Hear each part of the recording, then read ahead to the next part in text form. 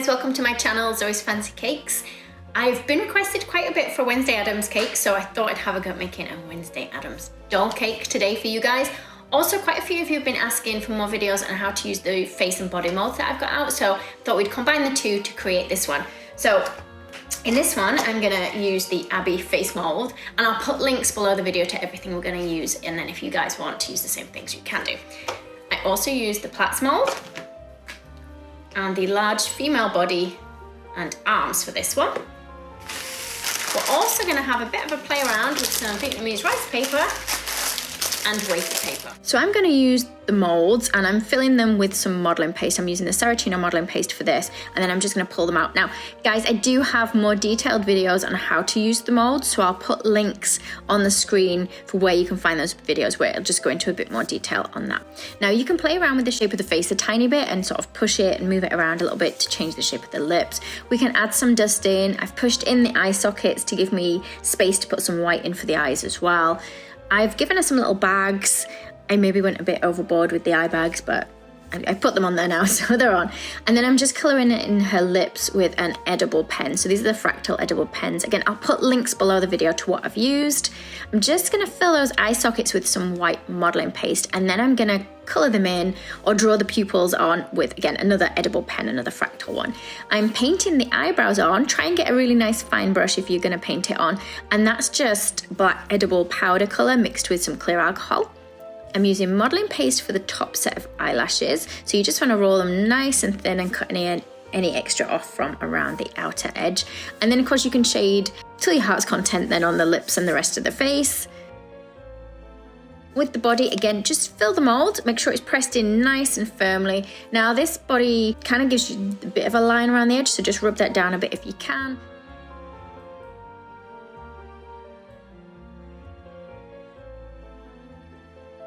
It's also got fairly large boobs, fairly large chest, and I'm going to cut them off for this particular one. Now, you don't have to use molds. You can, of course, make this all by hand, but a lot of you guys had requested some more videos on how to use the molds, and I really wanted to make this Wednesday Addams doll video as well, and I thought, well, I'll try and combine them both, and then you guys are learning how to use the molds, and I've also had a go at making something for Wednesday as well. So I'm just going to put some paste just behind her head so she doesn't rock around while I'm working on it, and I'm going to dust some colour onto like her chest and her back, and I want this to be sort of the see-through part of her dress at the top. I'm just using modelling paste again for this just because it's firmer. I'm going to use the mould, a hair mould as well for her hair, so I'm getting in all the moulds for this one. Don't feel you have to have the mould, you can completely do it freehand. And I'm just going to put like a big thick disc of black modelling paste on the back of her head, like a little shower cap on her. And then we're going to put in some hairlines, a parting down the middle, and then some lines kind of coming down to sort of the bottom side on each side. We'll squeeze a little oval on for her ears. Just press in that so they're dipped in a bit more, slightly more ear shaped. And then let's use that mold to create our plait shapes. And I went with this dress because I thought I could put cake in it. Her other outfits from the series were a little bit harder for me to get a full sort of skirt of cake in there.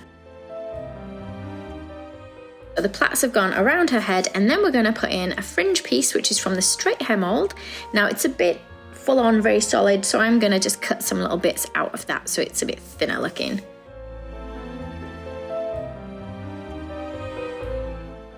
I'm sticking it on with water. You can use edible glue, guys, when you're sticking your pieces together, but water I find just works fine for me. Let's draw on some straps, and then I'm putting a thin piece of modelling paste down the middle of her for where like the buttons would go on her dress, and also a little rectangle of paste around her neck for the collar. Then let's roll it nice and thin, and we're going to cover the body.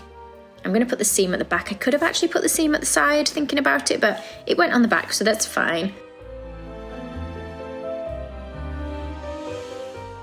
Cutting any extra off from around the bottom of the body, and I'm just going to press in a little bit where her belt's going to go, and then some little crease lines coming up and down from that belt.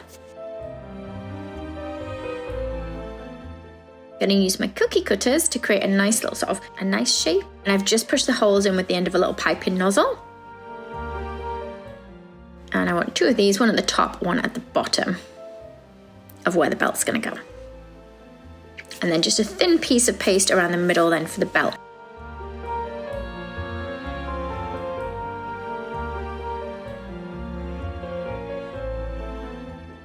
Now we're gonna use black buttercream, which to get black is quite difficult, so I'm gonna start with chocolate buttercream, so cocoa powder and black colouring, food colouring together for this one. Ooh, and I didn't stick my cake to the board at first, it moved around a little bit, so just watch out for that. Put some buttercream between your cake and the board, and I'm using one of the masonite boards, I think that's what they're called. It just saves me having to ice the board to neaten it up afterwards. These ones are fine to use as they are. I'll put links below the video to them, guys. So just layer up your cakes. I used a doll tin, like I think it's called a tiffin tin or a doll tin. Again, I'll put links to the one I've used below. And it just gives me the shape of a doll's skirt. The only thing is the cakes take a little while to cook in this particular shape cake pan. So if you prefer, you could just stack up cakes and carve them to the shape. Go with whichever way you prefer. So I'm covering the whole thing in buttercream and then I'm scraping over it with a flexible smoother, adding a straw to the middle. This is so that I can push the doll into the straw. Now it's a little bit long on the skewer she's on, so I'm just going to cut some of that off and I'm going to push her in there. And guys, you don't have to use black buttercream if you don't want. I just thought you're going to see it a little bit through the pieces of skirt that we're going to add. So black would be an ideal colour. And if you're wondering if it did dye my mouth when I tried it, yes it did. So maybe another colour might be nicer, but it worked well for this particular one. Okay, so this bit I actually did in advance of baking the cake, and I used the Vietnamese rice paper and I soaked it a little bit so it makes it nice and soft, and I added some colour, some black food colour. Now you'll see it ends up with a slightly purple tint. I could have maybe put a bit more black food colour in there, but I wanted it to be a little bit transparent and it ended up looking a little bit purple. This is also the reason why I ended up with black painted fingernails, because the food colour really badly stained my fingers and I ended up having to paint them to try and hide the fact that they were really badly stained. So for this bit, I want to try and make them into ruffles, and I did some on a flat surface and then I put some on the cake tin, so you can see the cake tin that I actually used for the doll here, and I thought it might dry in the right shape for around the dress. Actually, they kind of broke anyway. You'll see that I put them on in small pieces later. And then I also wanted some smaller pieces that would do for like her shoulder pieces, so to go around the shoulder. I also took some wafer paper and I dipped it in food colour, the same as we did with the Vietnamese rice paper, but I fried it in a non-stick pan.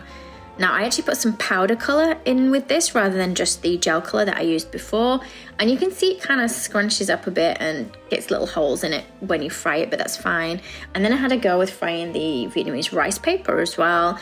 They both kind of, I think I preferred the frying method to when I just concertinaed them and left them to dry, because I did have to leave them to dry overnight. Now these ones, guys, when you do pull them out of the pan, just be careful because the pan's hot, don't burn your fingers. You can scrunch them up, concertina them a bit while it's still soft, but they will harden really quick, the ones that are fried, so you don't have long to work with them. So I made a variety of them. You can see the black powder kind of comes off a bit. And I'm going to push them into that buttercream before the buttercream has too much time to set hard. And you can see the ones that were made with Vietnamese rice paper look a bit more purple in colour. And the wafer paper ones, they're slightly whiter in colour. If you don't want to use either of those things, because they're going to be pretty crispy when you're eating them, you can use just fondant. So you can just concertina thin bits of fondant like that. And I've just decided I'm going to put a mix of everything on this skirt. So it doesn't quite match the dress that she wore exact in the series, but I thought it looked okay still. Like I say, I had a bit of a play around. I liked the overall effect. So once you've gone all the way around, adding that to the skirt, we can then make some arms. Again, you can make them freehand, or if you want to use the molds, you can use the molds. The arm is probably the trickiest bit to do in the mold, just because it's so thin. You sometimes have to leave it a few minutes to firm up before you pull it out of the mold. And again, you want to try and press down on the edges with like a rubber-ended tool, just so that you're getting rid of the little lines that appear from like the top of the mold. And just be careful it doesn't stretch when you pull that wrist out of the mold.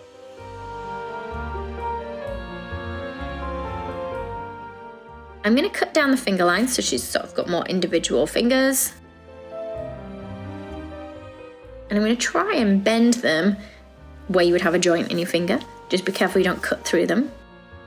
Position them how you want. I'm going to let the arms set there before I do stick them on the doll. So they've had a few hours to set, and then I'm pushing them onto the doll. And then I'm sticking in some smaller bits of those like ruffles that I made earlier all the way around the top of her shoulders and her collar and the back.